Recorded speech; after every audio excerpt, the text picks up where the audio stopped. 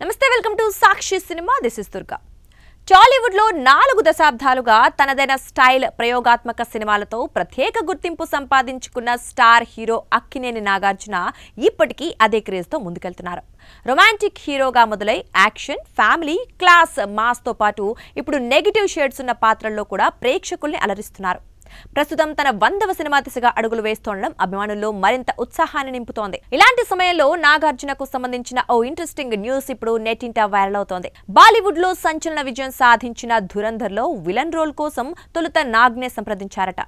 రణ్వీర్ సింగ్ హీరోగా నటించిన ఈ మూవీ విడుదలైన తర్వాత బాక్సాఫీస్ వద్ద ఇండస్ట్రీ హిట్ గా నిలిచి ప్రపంచవ్యాప్తంగా 1300 కోట్లకు పైగా వసూలు రాబట్టింది. ముఖ్యంగా హీరోగా రణ్వీర్ సింగ్ నటనతో పాటు విలన్ పాత్రలో నటించిన అక్షయ్ ఖన్నా పర్ఫార్మెన్స్ కు విపరీతమైన ప్రశంసలు దక్కాయి. అయితే ఈ విలన్ రోల్ కోసం మొదట నాగార్జునకు కథ వినిపించారనే విషయం ఇప్పుడు ఆసక్తికరంగా మారింది. కథ, క్యారెక్టర్ నాకు బాగా నచ్చినప్పటికీ అదే సమయంలో ఆయన రజనీకాంత్ హీరోగా తెరకెక్కిన కూలీ, ధనుష్ నటించిన కుబేరా వంటి సినిమాల్లో నెగటివ్ షేడ్స్ ఉన్న పాత్రలో నటిస్తున్నారు. ఈ 2 సినిమాల షూటింగ్స్ ఒకేసారి జరగడంతో ధురంధర్ కు అవసరమైన డేట్స్ అడ్జస్ట్ చేయడం కుదరక నాగార్జున ఈ ప్రాజెక్ట్ ను వదులుకోవాల్సి వచ్చిందట. దీంతో దర్శకుడు ఆదిత్య థార్ చివరకు అక్షయ్ ఖన్నాను విలన్ పాత్రకు ఎంపిక చేశారని సమాచారం.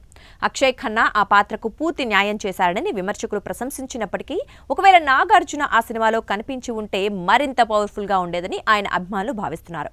అందుకే ఇప్పుడు సోషల్ మీడియాలో నాగ్ మిస్ అయిన బిగ్ ఛాన్స్ అంటూ కామెంట్స్ వైరల్ అవుతున్నాయి. కాగా నాగ్ 100వ సినిమా కూడా భారీ అంచనాల మధ్య రూపుదిద్దుకుంటోంది.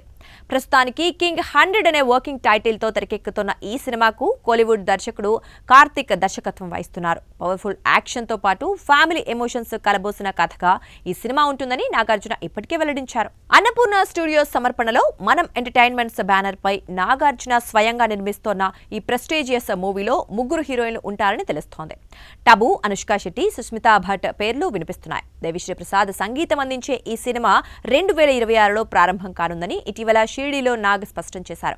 తన కెరీర్ లో మైలురాయిగా నిలిచే ఈ సినిమా అభిమానులకు చిరకాలం గుర్తుండిపోతుందని సినీ వర్గాలు భావిస్తున్నాయి. సాక్షి టీవీ ప్రసారాలను నిలిపివేయడం చట్టరీత్యా నేరం. సాక్షి టీవీ ప్రసారాల కోసం మీ స్థానిక కేబుల్ ఆపరేటర్ని వెంటనే సంప్రదించండి. డిటిహెచ్లో, ఇంటర్నెట్లో కూడా సాక్షి టీవీ ప్రసారాలను వీక్షించవచ్చు.